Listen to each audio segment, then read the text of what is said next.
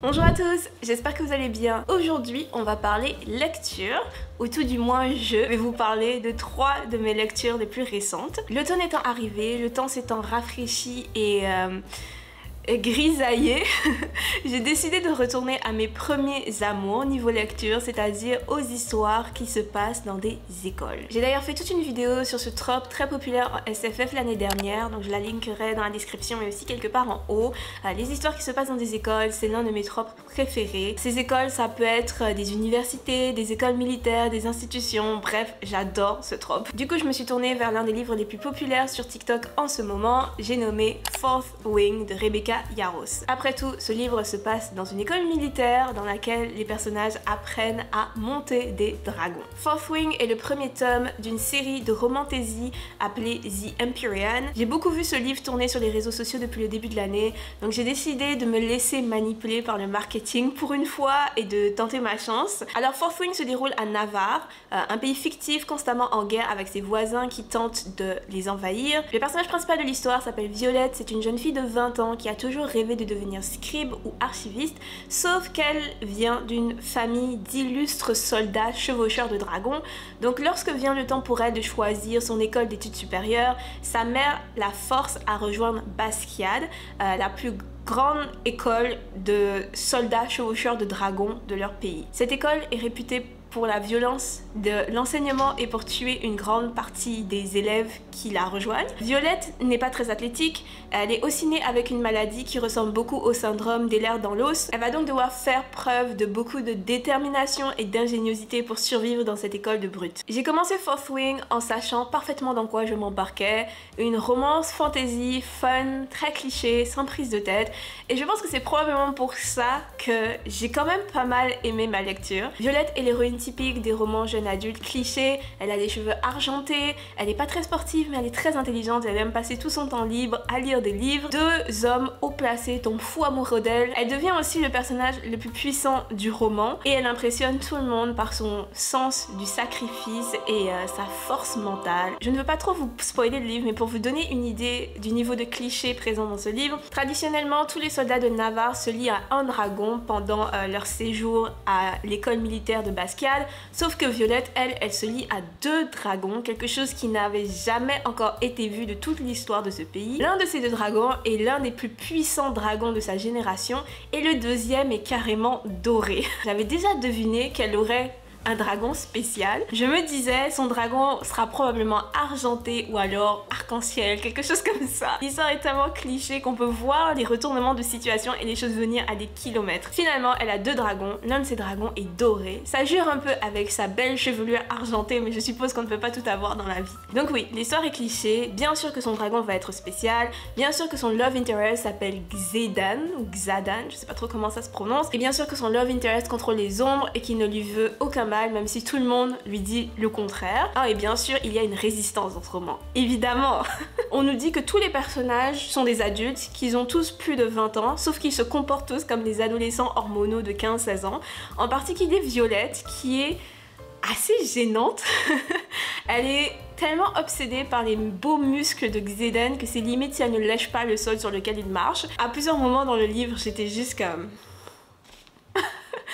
Violette! Mais malgré tous ces clichés, comme je l'ai dit, j'ai beaucoup aimé lire Fourth Wing. J'ai trouvé que ce livre est super divertissant et j'ai trouvé l'intrigue quand même plutôt solide. Les événements s'enchaînent fluidement, logiquement, le développement des personnages est plutôt solide selon moi. J'ai vu quelques chroniques de gens disant qu'ils trouvaient le développement des personnages pas très logique, mais personnellement j'ai trouvé que le développement des personnages se faisait assez naturellement et que les relations entre les personnages se construisaient de manière quand même cohérente. Xedan et Violette ont des conversations quand même assez fun. J'ai aimé lire leurs conversations, j'ai souri plusieurs fois en lisant les dialogues et je trouve qu'ils ont une relation plutôt saine compte tenu du contexte dans lequel ils se trouvent. Pour le world building, je n'ai rien de particulier à dire. La majorité de l'histoire se passe à Basquiat, l'école militaire où ils apprennent donc à chevaucher des dragons et où la majorité des élèves meurent. Personnellement, je pense que le succès de Fourth Wing repose sur 2 choses. Premièrement, une connaissance et une maîtrise parfaite du genre littéraire et du marché.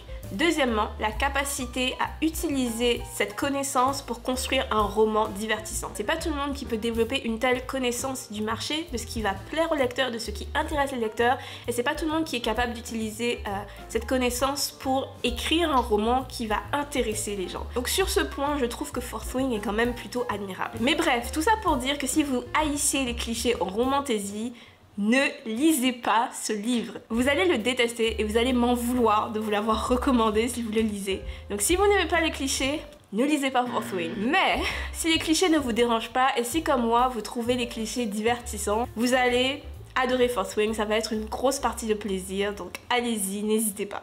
Deuxième livre sur ma liste, un autre phénomène TikTok, j'ai nommé Atlas Six. Atlas Six d'Olivia Black est un roman fantastique, le premier tome d'une trilogie si je ne m'abuse. L'histoire se passe dans un univers où la magie existe, les magiciens côtoient les humains depuis la nuit des temps. Dans cet univers, il existe une société secrète appelée la Société Alexandrine. Son rôle, semble-t-il, est de garder le savoir du monde. Seuls les magiciens les plus puissants peuvent rêver la rejoindre et les gens qui rejoignent la Société Alexandrine gagnent un pouvoir et une influence considérable sur le monde. Au début du roman, 6 candidats sont sélectionnés pour rejoindre les rangs de la société. Libby et Nico, des magiciens capables entre autres de maîtriser, de contrôler la matière. Rena, une naturaliste qui elle contrôle les plantes.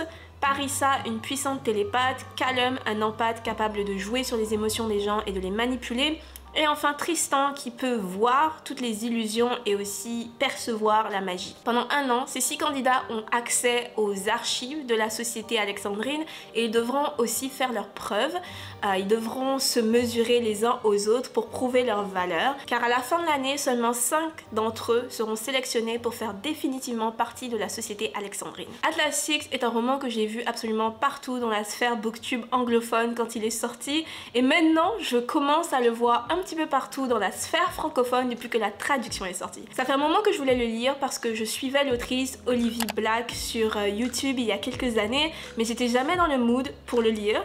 Mais là, comme c'est l'automne, il fait gris, il pleut beaucoup, je me suis dit c'est la saison parfaite pour lire un bon roman de Dark Academia. Donc j'ai enfin pris le temps de le lire, mais je dois vous dire que j'ai été quand même assez pas mal déçue, très déçue en fait par ce livre. Je ne sais pas si vous avez remarqué, mais dans mes chroniques, je n'aime pas être super négative, j'essaie toujours de trouver un truc positif dans les livres que je vous présente parce que je sais qu'écrire un livre c'est très difficile et je sais aussi qu'il n'y a aucun livre qui va plaire à tout le monde. Donc je sais qu'un livre que je n'aime pas peut très bien plaire à une autre personne. Donc je vous jure que je me suis creusé la tête pour trouver quelque chose que j'ai apprécié dans ce livre. Pourtant ce livre avait tout pour me plaire niveau concept, une société qui ressemble un peu à une école et qui met l'accent sur la connaissance et la lecture, une narration très axée sur les personnages qui nous donne accès à leurs peurs, leurs espoirs, etc. Des trahisons, des manipulations, bref, il y avait vraiment tout dans ce livre niveau concept pour me plaire, mais je ne sais pas, ça n'a juste pas fonctionné pour moi. Alors j'ai trouvé tous les personnages très ternes malgré leurs 1001 réflexions.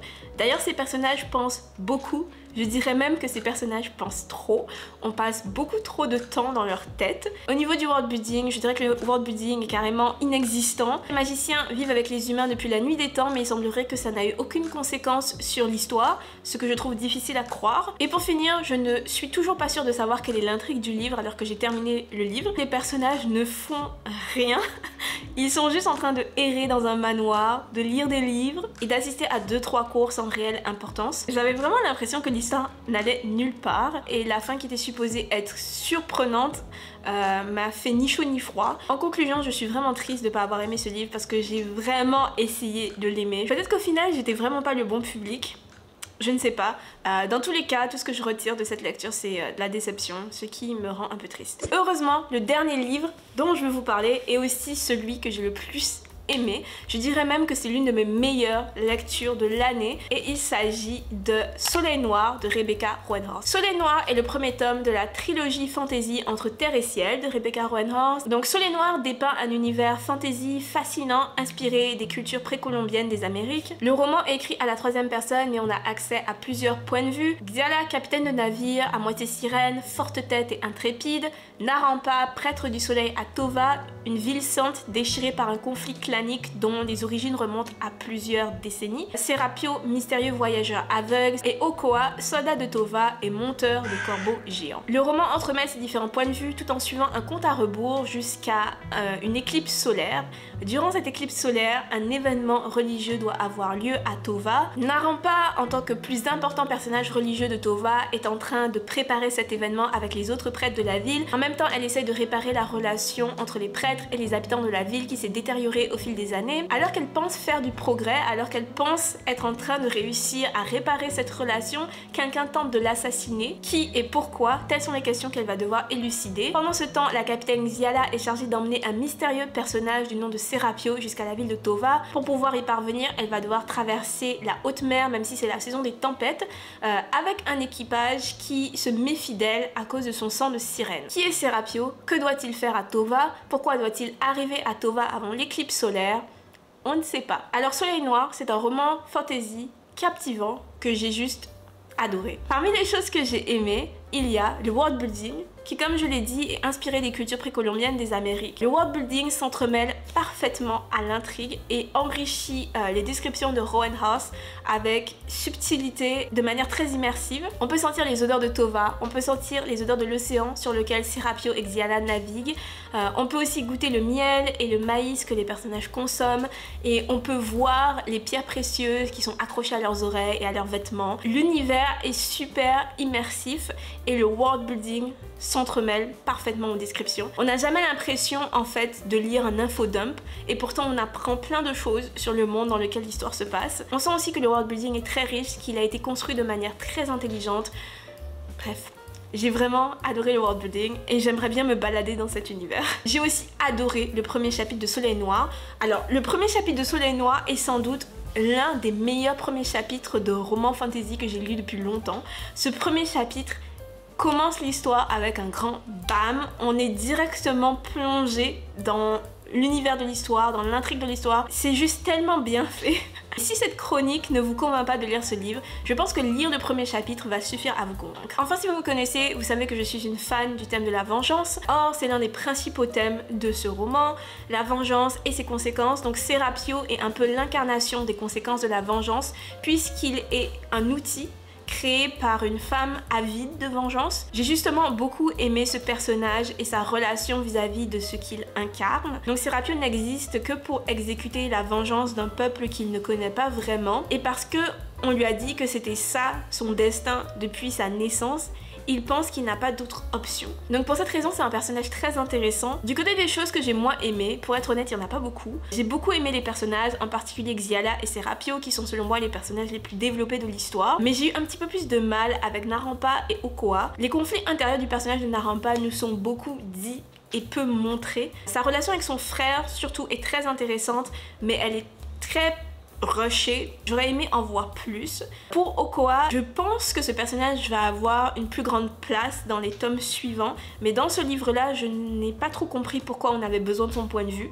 La fin m'a aussi un petit peu déçue, je m'attendais à nouveau à plus. J'ai eu l'impression d'avoir manqué des pages quand je suis arrivée à la fin. Donc je dis rarement ça quand il s'agit de romans de fantasy, parce que généralement les romans en fantasy sont très gros, mais pour celui-là, j'aurais aimé avoir plus. Je pense que ce livre aurait pu être plus long. Et je crois que le simple fait que je dis ça, ça montre à quel point j'ai aimé ce livre. J'ai hâte de lire le tome 2 parce que j'ai hâte de connaître les conséquences de la fin des événements du tome 1. J'ai hâte de savoir comment le personnage de Serapio va se développer par rapport à ce qui est arrivé à la fin du tome 1. J'ai hâte de savoir, en fait, d'en savoir plus sur Okoa, d'en savoir plus sur ce qui va se passer. J'ai juste hâte de lire le tome suivant. Donc si vous aimez la fantasy, vous allez probablement aimer ce livre. J'ai pas d'autre chose à dire en fait. Vous allez probablement aimer ce livre si vous aimez la fantasy. Voilà, on a fait le tour des 3 livres que je voulais vous présenter. N'hésitez pas à me parler de vos lectures dans les commentaires et n'hésitez pas non plus à me dire ce que vous avez pensé de ces livres si vous les avez lus. Pensez à liker la vidéo si elle vous a plu et à vous abonner si ce n'est pas encore le cas. Merci d'avoir regardé jusqu'ici. On se retrouve très vite tout le monde. Portez-vous bien. Bye!